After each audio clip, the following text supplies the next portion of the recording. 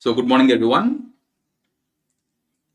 So let us continue with our discussion of the NCERT series.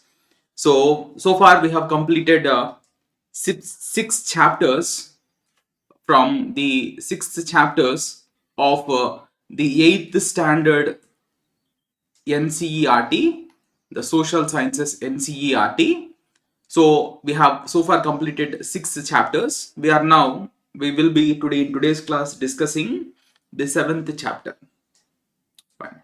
So a very good morning to everyone. So today's chapter is basically a chapter dealing with the social reform movements. Got your point. So let us take a look at the various problems that existed in India some 200 years ago, and let us also see how an attempt was made to reform the society, and how the attempt was made, who made that attempt, and let us also see whether these reform attempts were successful or not. Got your point. So we will be discussing in today's class the position of women 200 years ago. Then we will also be taking a look at the position of the caste system as it existed some 200 years ago, and how an attempt was made to reform the caste system. And we will be discussing the role played by different individuals and organizations in reforming the society. Fine. So the point is, many things we take it for granted in the present times. Like say, in the present times, women, girl children are sent to schools. They are allowed to pursue education. The girl children are also given an opportunity to pursue even higher education. In some families, at least, women are given a choice in deciding their life partner. In many of the families in the present times, women are given a share in their parental property or in the ancestral property. That's the point. Many cases we see that in the present times, widow remarriages are also quite common. So in case if the woman loses a husband, we see many times in the present times, in the present era which we are living in, we see women are also resorting to. The point is, widow remarriages are also allowed without any restrictions. But the whole point which I'm trying to convey is, what was a woman's position like 200 years ago? Did women enjoy the same kind of rights? Uh, uh, did the woman who lived 200 years ago enjoy the same kind of rights like the woman of present day India? The whole point which I'm trying to convey is, I just laid out before you the position of women in the 21st century India. Of course, there is still a long way to go before women can be called, when women can call themselves. The point is, there is still a long way to go, uh, uh, uh, because women in India still face discriminations at various levels. But the point is, what was women's position like 200 years ago when compared to the position of women in the present day India? That's the point. So the point is, 200 years ago, the position of women was much worse. That's the point. So women faced discriminations of different types. Women faced numerous problems, many problems than the women of present day India. Like say, a woman generally were married off at a very young age. Child marriages were quite common during those days. So women who the girl child who were as young as 8 or 9 years was married to much older men. So Problem number one, which women faced, was child marriages. Second problem which women faced was a denial of education. So even 200 years ago, the boys were allowed to pursue education, while the same was not allowed to women. That is, girls were not sent to educational institutions at all. That point. Third, they had absolutely no choice at the time of their marriage. At a point, they were required to marry a boy chosen by their parents. So there was no choice given to women in deciding their life partner. At a point. Fourth, the women were also not given any share in their parental property. No share, absolutely. So entire property was passed on only to the male members of the family. So a share in the parental property was denied to women. Got the point. So in case if the woman becomes widow at a very young age, the widow was required, the women, the widows were not generally allowed to remarry. At a point, there were many, restrictions on the woman as far as the question of widow remarriage was concerned. Let me repeat this point once again. So the whole point is there were too many restrictions on the widow remarriages. So society in general did not tolerate those individuals who resorted to the widow remarriages. That problem also women began to face. Fifth, women in many families, women in case become widow were forced to become sati. The forced to become sati. That is, woman, the widow woman, was expected to become sati. In other words, she was burnt alive along with the dead body of the husband. This is a practice what we refer to as sati. That's the point. So the whole point which I'm trying to convey is women of India of the 21st century are much better when compared to the women of India of the 19th century. Women of India of the 19th century were subjected to too many discriminations. They faced numerous problems, the problems which I just highlighted. So, child marriages were quite common, education was not allowed, there was no choice given to women in deciding their life partner. At the point, the women were denied any property rights. So the women were also forced to become sati. That is, once they lose their husbands, the woman was expected to, the woman was also, burnt alive along with the dead body of the husband. The practice, what we refer to as sati. That's the point. So these different types of problems existed in India in early 19th century AD. That is some 200 years ago. This was what the problems women faced in India. How about caste distinctions? What I just discussed with you is the gender inequality. But what about the other sections of the society? So, for example, caste system is a very prominent feature of the Indian society. So, in the caste system, the people were the Hindus. Basically, this caste system is a very prominent feature of the Hindu society. The Hindu society at a point. So the Hindus were divided into large number of groups called jatis. Jati or caste. And these castes were arranged in hierarchy. So the point is the caste system, which continues to exist in India even to this day, was much more rigidly practiced in India in 19th century AD. Of course, the caste problem continues to exist in India even to this day, but the caste discrimination was much more intense in 19th century AD. That's the point. So basically, in this caste system, the Hindus were divided into numerous groups, and these groups were arranged in a hierarchy.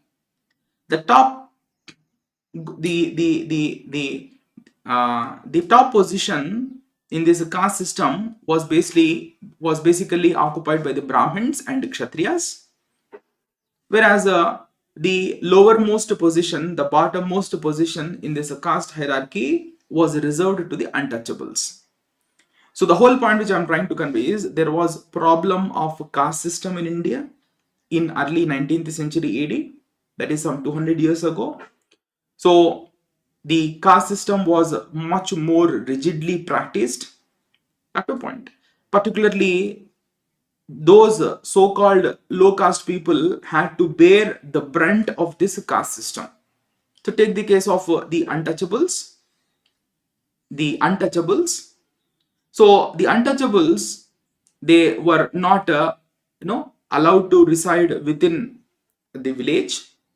Their households, their settlements were usually located outside of the main village. The untouchables were also not allowed to enter into the village without an intimation.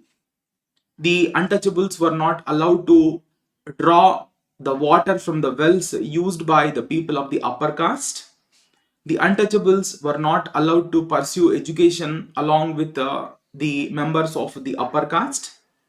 And usually, very menial jobs, very menial jobs, menial or very low level jobs were reserved to the members of the untouchable groups. I hope I'm clear. So, for example, sewerage cleaning, very burning of the dead bodies. These were very menial jobs. These menial jobs were basically reserved to the members or to the untouchables. So the so-called these menial jobs are the so-called the polluting jobs were reserved. These low-level jobs were referred to as the polluting jobs. So these polluting jobs were reserved to these untouchables. So the point which I'm trying to convey is, even to this day in India, caste discrimination is a reality. That's my point. People are still discriminated on the basis of caste, but caste discrimination was much more intense in India 200 years ago. That's my point. And that is problem number one. Second problem is, I just explained the very low position enjoyed by women in the society some 200 years ago. So these were the two major problems that existed in the society in India in the 19th century AD. That's the point. Then, what was the beginning of this social reform? The point is, the British rule. We have, in the last couple of classes, we had a discussion on the British rule. I told you the British rule began in India in 1772 AD, and thereafterwards the British gradually began establishing the educational institutions. The point is, the beginning of the social reform can be traced to the British rule, or it can be traced from the beginning of the British rule. The British, once they emerged as the political master of India, began establishing numerous schools and colleges. At least a few. Initially, they began establishing schools and colleges. And in those schools and colleges, modern subjects began to be taught. The point is, the British educational institutions introduced among the Indians new ideas of equality, liberty, fraternity, etc. etc. Let me repeat this point once again for you. So the whole point which I'm trying to convey is, I just laid out before you the various problems that existed in India in the early 19th century AD. Then from the 19th century AD itself, from around the first quarter of the 19th century AD itself, social reform movement also began in India. But how did this happen? The point is, the beginning of social reforms in India can be traced back to the educational institutions established by the British. So, the modern Western education introduced by the British in India resulted in the spreading of new ideas among the Indians. The modern Western education succeeded in spreading new ideas among the Indians. The ideas like equality, liberty, fraternity, democracy, etc., etc.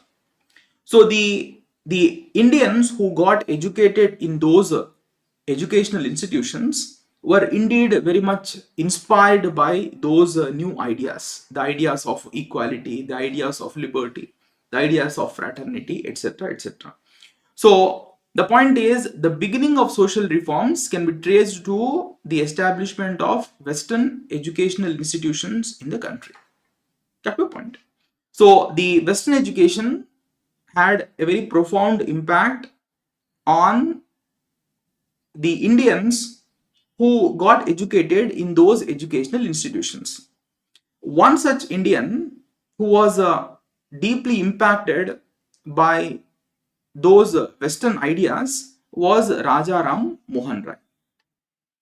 So Raja Ram Mohan Roy was in fact a product of that Western education. So he studied in those modern educational institutions. So Raja Ram Mohan Roy was deeply saddened to see. Basically, Raja Ram Mohan Roy is often referred to as the father of modern India.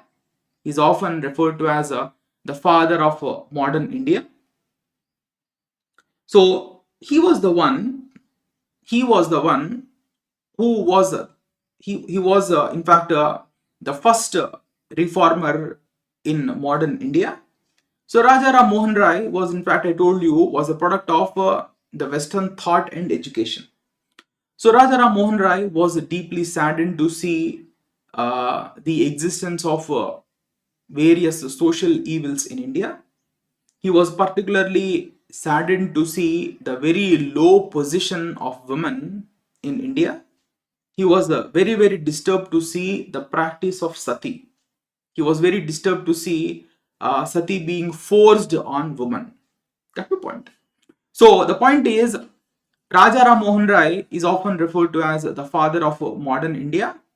So he was deeply saddened to see the existence of various evils in the society, and therefore he tried his best to put an end to these social evils, and therefore in this regard he started a socio-religious reform organization called Brahmo Samaj in 1828. So the point is, Raja Ram Mohan Roy, with a view to carry out socio-religious reforms, founded a reform organization called Brahmo Samaj in 1828 at Calcutta. That's the point. So it was through this organization that Raja Ram Mohan Roy carried out campaigns against various social evils like idol worship. He carried campaign against the practice of sati. He carried a campaign against uh, he carried a campaign in favor of women's education. He carried a campaign in favor of widow remarriage, etc., etc. So the whole point which I'm trying to convey is, it was through Brahmo Samaj that Ram Mohan Roy carried his reform movement. That's the point. He carried propaganda against various social evils through the socio-religious reform organization Brahmo Samaj. That's the point. So the point is, Raja Ram Mohan Roy used persuasion as a technique to carry out reforms in the society. You understand this point? Raja Ram Mohan Roy used persuasion as a technique to carry out reforms in the society. So, in other words, he began quoting the Hindu texts to argue that many of the social evils prevalent in India in the 19th century AD had no social sanction or had no scriptural sanction. Let me repeat this point once again. What was the technique adopted by Ram Mohan Roy to carry out reforms? Basically, Ram Mohan Roy used a persuasion technique to carry out reforms in the society.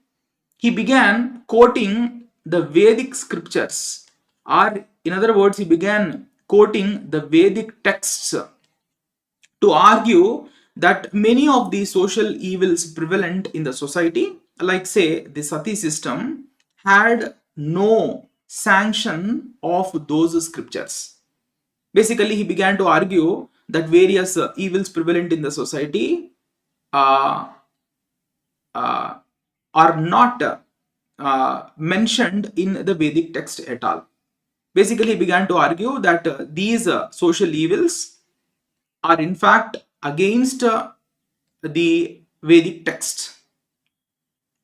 That is what he began to advocate. I hope I am clear.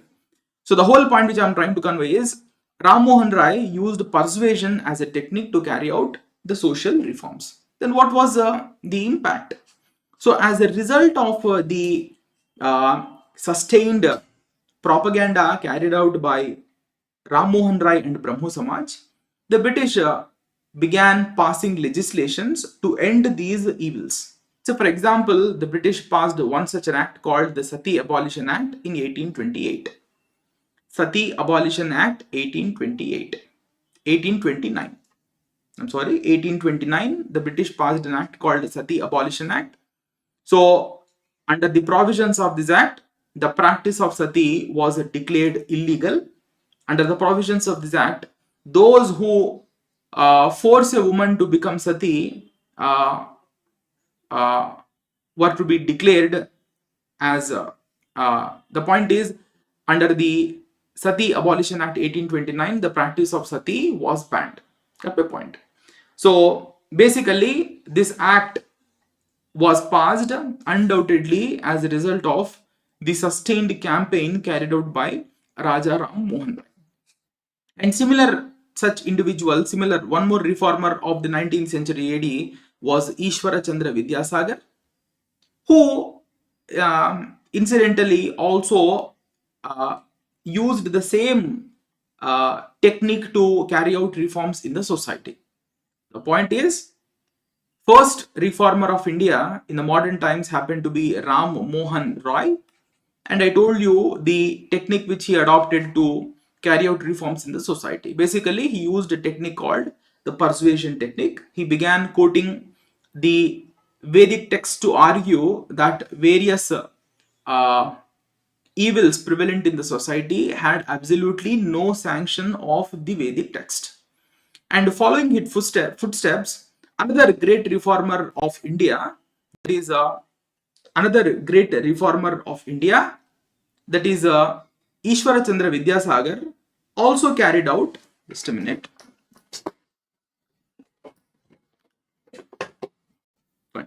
So the point is, following the footsteps of Ram Mohan Roy, another great reformer of India, that is Ishwara Chandra Vidyasagar,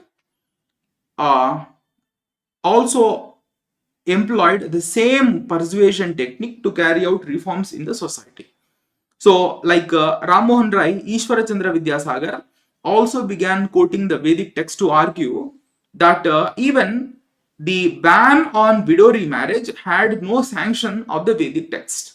Basically, back in those days, there was a ban on widow remarriage. But Ishwara Chandra Vidyasagar, like Ram Mohan Roy, also carried out campaigns against various social evils. But his favorite area of reform, that is Ishwara Chandra Vidyasagar's favorite area of reform, was widow remarriage. And therefore, Ishwara Chandra Vidyasagar, like Ram Mohan Roy, also began to quote the Vedic text to argue that even the ban on widow remarriage had absolutely no sanction of the Vedas. I hope I am clear. So, once again, Ishwara Chandra Vidyasagar also became successful. So, as a result of his campaign, the British passed an act called the Widow Remarriages Act 1856. So under the provisions of this act, under the provisions of the Widow Remarriage Act, the widow remarriages, uh, uh, the point is, the widow under the Widow Remarriages Act, legal recognition was given to the widow remarriages. So what happened is, till 1856, though some widow remarriages did take place, those remarriages were viewed in the society as illegal relations. But under the 1856 Widow Remarriages Act, legal recognition was given to widow remarriages. So this was certainly a big achievement of Raja Ishwar Chandra Vidyasagar. So first I explained to you the various problems faced by women. Then I explained to you the beginning of social reform, where all the social reform began. It all began with the establishment of modern educational institutions in the country. So the modern educational institutions succeeded in promoting new ideas among the Indians, the ideas like liberty, equality, fraternity, justice, democracy, etc., etc. So inspired by those ideas, a generation of Indians began carrying out social reforms. The first among these is undoubtedly Raja Ram Mohan Roy. Cut to point. And following the footsteps of Ram Mohan Roy, another reformer, that is Ishwar Chandra Vidyasagar, too began carrying out reforms. So Vidyasagar's pet project was widow remarriage. So under the basically his pet project was widow remarriage. So the whole point is, it was as a result of the sustained campaign carried out by Vidyasagar, Widow Remarriage Act was passed in 1856 by the British, under which legal recognition was given to the widows. Cut to point. Not widows, legal recognition was given to the widow remarriages. Cut to point. Then these reformers, the first generation reformers like Raja Ram Mohan Roy and Ishwara Chandra Vidyasagar, also began establishing educational institutions exclusively for women. Let me repeat. These reformers like Raja Ram Mohan Roy and particularly Ishwara Chandra Vidyasagar began establishing educational institutions exclusively for the girl students. So as a result, gradually education also began to spread among them. Got to point. And these educated women, in turn, let me repeat, it was Ishwara Chandra Vidyasagar who first took this step to establish exclusive schools and colleges for women. And these girls, the girl students who got educated in these schools and colleges, in turn began taking initiative they in turn began taking initiative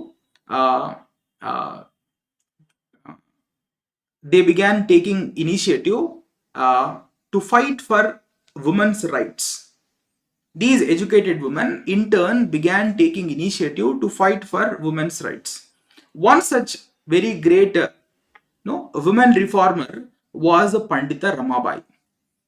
At a point, I'm just trying to explain to you how reform process proceeded in India. At a point. So basically, one such a very great women reformer of India happened to be Pandita Ramabai, who was basically a Sanskrit scholar. She was very greatly disturbed to see the pitiable position of the widows, cut to a point, who were discriminated by the husbands, the widow husbands' relatives. So basically, Pandita Ramabai was a very great social reformer of India, a woman reformer of India. She began, writing articles in the newspapers arguing for reform among arguing for reforms in the society, arguing for the women's rights. She was very, very instrumental in establishing various schools and colleges for women. She also was very active. She also established. Uh, she also was very deeply concerned by the pitiable position of the widows in the society, and therefore she founded Widows Home, Widow Home in Pune, basically to support the widows who were in distress. To support the widows who were in distress. So take a look at the course of reforms. I just told you that from as a result of the spread of education among women, the women in turn began taking initiative to fight for women's rights. One such woman reformer of India happened to be Pandita Ramabai. That's the point. Then we have in 20th century AD political movement. So by the 20th century AD, the participation of women in the national movement increased, and these women, the point is the women in the early 20th century AD began carrying out numerous movements demanding equal treatment of women in all respects. They began demanding equal rights. Let me repeat. From the early 20th century AD, we see participation of women in the national movement. So the women, in turn, the women in the early 20th century began carrying numerous campaigns demanding equal rights. Like they demanded, voting rights be given to them. Basically, till that point of time, voting rights were not given to women.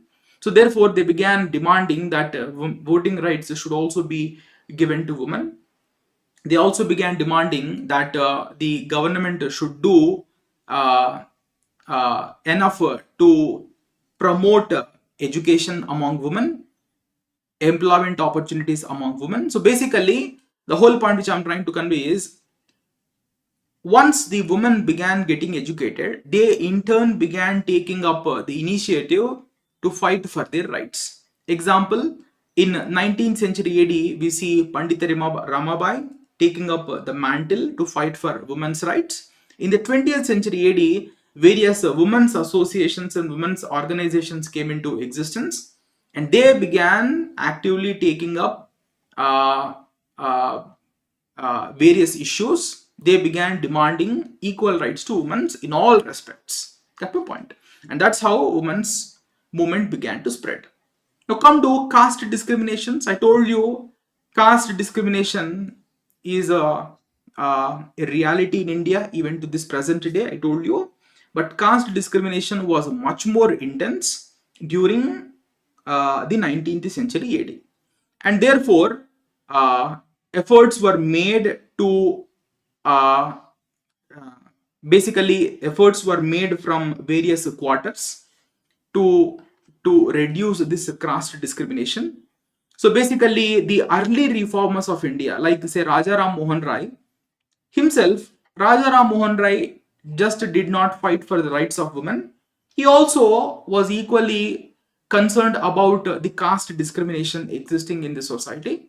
So early reformers like Raja Ram Mohan Roy also took up fight against caste discrimination. So the whole point which I'm trying to convey is, on one hand, we see uh, the movements being taken up to fight for the rights of the women, what we have just discussed. On the other hand, there were movements fighting against caste discrimination. And this fight against caste discrimination came from three quarters. One, the early reformers of India, who most of them belong to the upper caste, themselves began speaking against caste discrimination. That's the point. So the early social reformers of India, like Raja Ram Mohan Roy, who himself belonged to an upper caste, began speaking against caste discrimination. So basically, fight or the movement against caste discrimination came from three different quarters. One is it came from the upper caste Hindus themselves. Example, Raja Ram Mohan Roy. The second is it came from the lower caste Hindu leaders. So basically, the lower caste Hindu leaders, they were the one who were facing the brunt of the discriminatory tendencies in the caste system. So the lower caste Hindus, they began taking up movement against caste system. So in the 19th century AD, one such low caste Hindu leader happened to be Jyotirao Phule, or Jyotiba Phule, or Jyotirao Phule. That's the point. So he, throughout his life, Jyotirao Phule carried out campaigns against caste system. That's the point. So to eradicate caste system, he founded a society called the Satya Shodhak Samaj. This organization was founded only with the objective of eradicating caste system from the society. That's the point. So to basically he also began writing articles in the newspapers and journals against caste system. He also published a book called Gulamgiri, basically in which he equated the caste system with the slavery system existing in United States of America.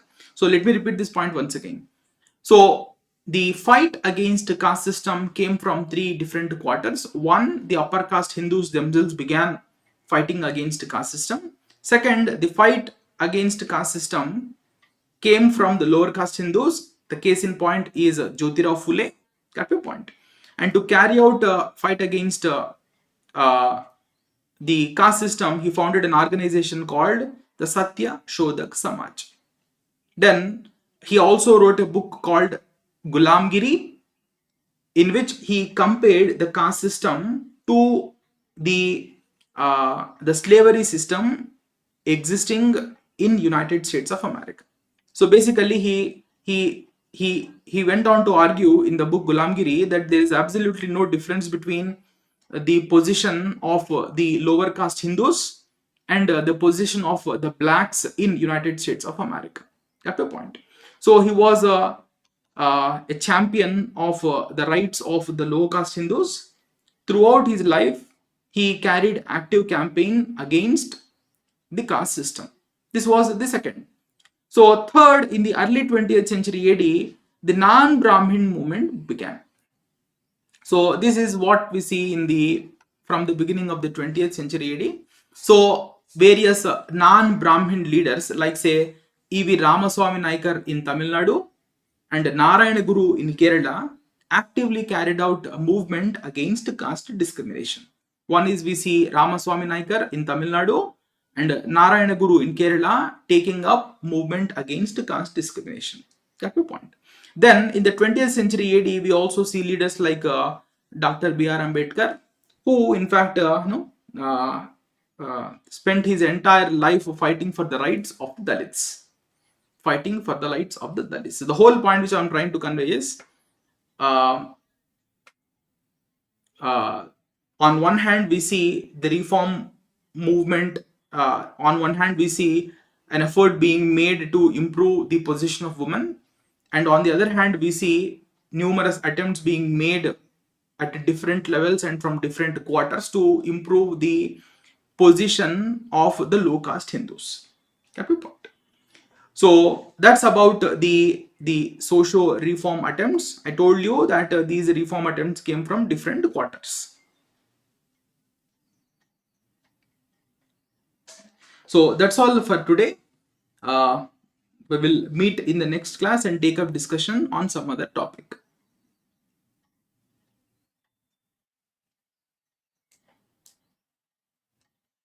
Fine. Any doubts, anyone? Fine. So that's all for today. See you in the next class.